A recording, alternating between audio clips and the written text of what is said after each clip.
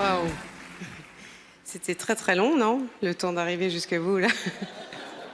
J'ai eu le temps de changer d'avis sur les Québécois, dis donc. Je vous adore. C'est vrai, je vous adore. Vous êtes tellement gays. Vous êtes tellement gays. Ça fait tellement de bien de voir autant de gens gays. C'est-à-dire que, surtout pour nous, en ce moment, c'est vrai que... Bon, déjà qu'avant les attentats, on avait une fâcheuse tendance à être français, hein.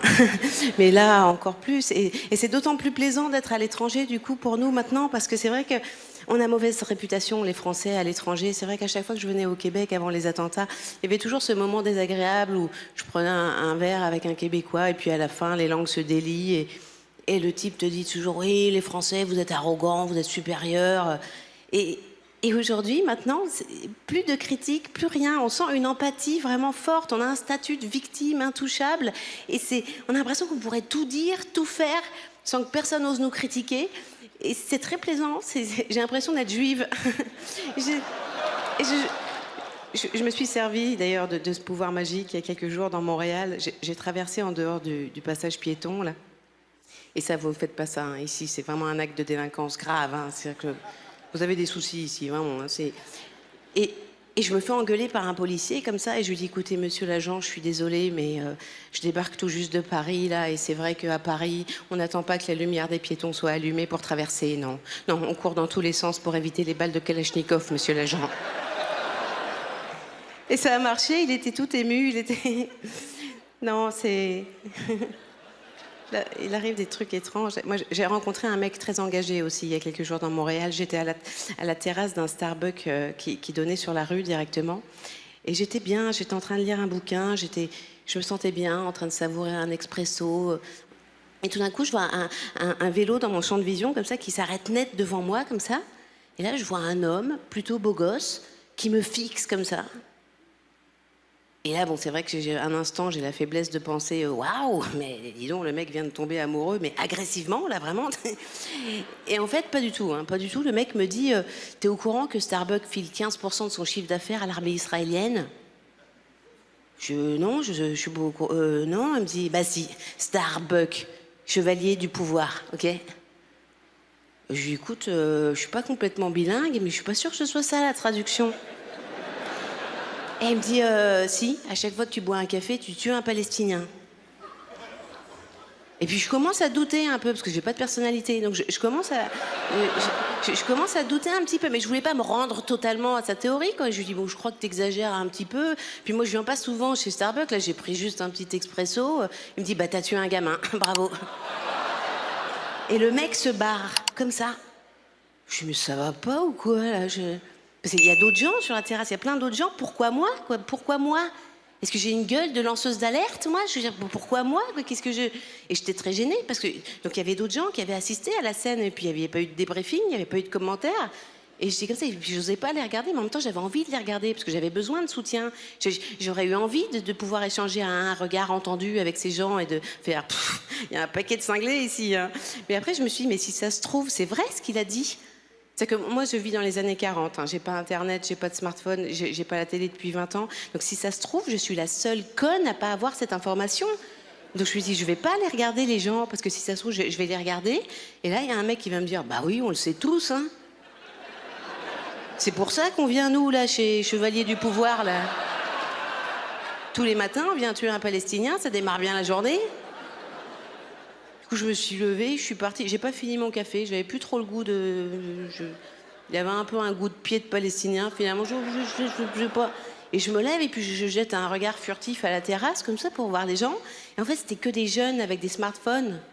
Et je me dis mais c'est ça, mais en fait c'est pour ça qu'il a fondu sur moi le mec.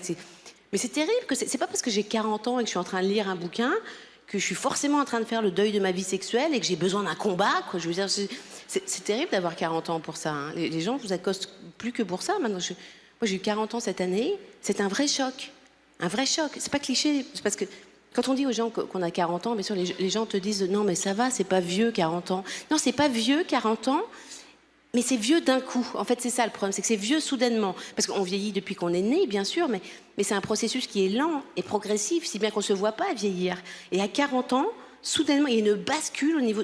On a vieilli d'un coup. Au niveau du corps, je le vois déjà. Moi, maintenant, quand je mets une robe vintage, sur moi, c'est juste une robe. Je vois bien qu'il s'est passé quelque chose.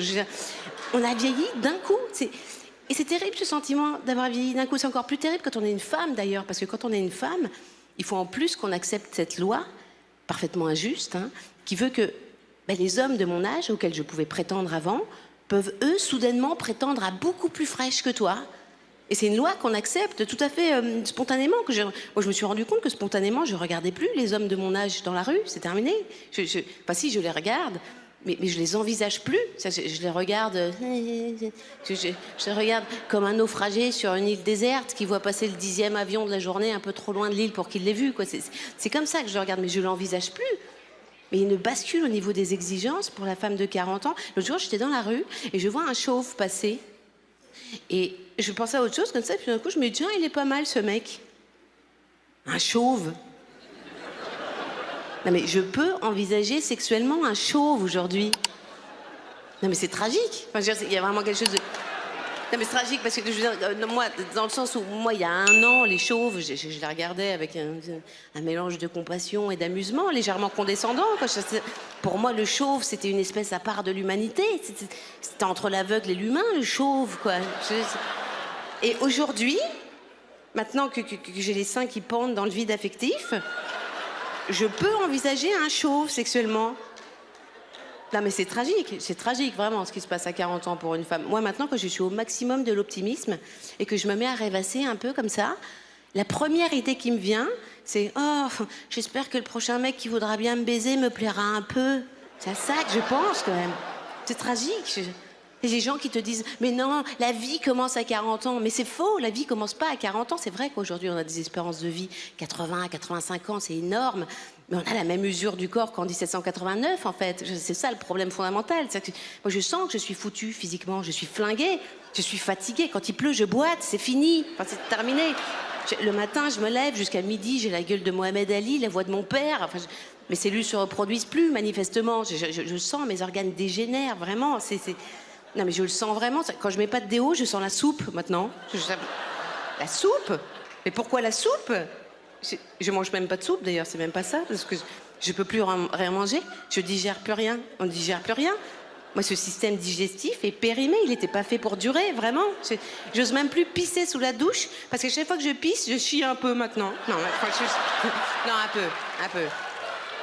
Voilà, merci de m'avoir écouté, bonsoir.